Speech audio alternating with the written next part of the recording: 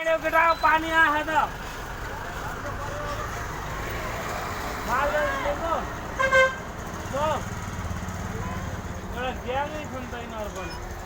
गाडीमा सुकाउने भयो यार कपडाहरू भिजेको जति यार रिकर्ड गरे हौ क्या सबै गर्यौ खै के भइरह दो छपरी लोग बैठा है यहाँ पर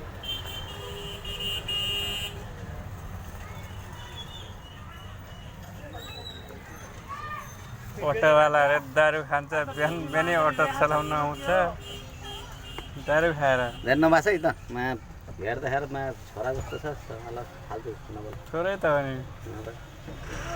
बालाई कता गयो भनेर भनेको भर्खरै गयो भनेर भन्छ